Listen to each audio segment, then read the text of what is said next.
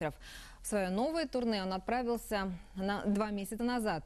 За это время он побывал в Татарстане и в Башкирии. Оренбург – это всего лишь середина долгого пути.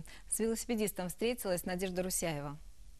Ему не страшны ни дождь, ни снег, ни зной, ни холод. В любое время года он путешествует по разным странам и городам. Причем предпочитает ездить в холодные времена года. Говорит, летом слишком жарко. Для Никиты Васильева езда на велосипеде – это не просто увлечение или прогулка. Длинная дорога, ночевка в палатке и еда на костре – это его образ жизни. За 2 месяца побывал в Татарстане и Башкирии. 1500 километров уже за спиной. Впереди еще долгий путь в Казахстан. Я сам назвал свое путешествие это большое восточное кочевье.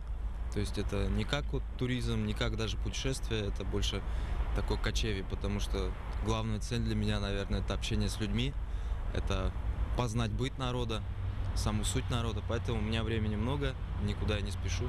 В дорогу спортсмен берет все самое необходимое – теплые вещи, спальный мешок, палатку и карту. Ночевать приходится в суровых условиях, говорит путешественник. Но зачастую на пути встречаются единомышленники, у которых велосипедист останавливается. Я знаю, что за дождиком всегда выглянет солнце, за любым городом там еще будут города. Хотя иногда грустно прощаться бывает вот с республиками, потому что столько людей прекрасных, например, в Башкирии встретил. Но сейчас вот новые люди, опять новая область для меня.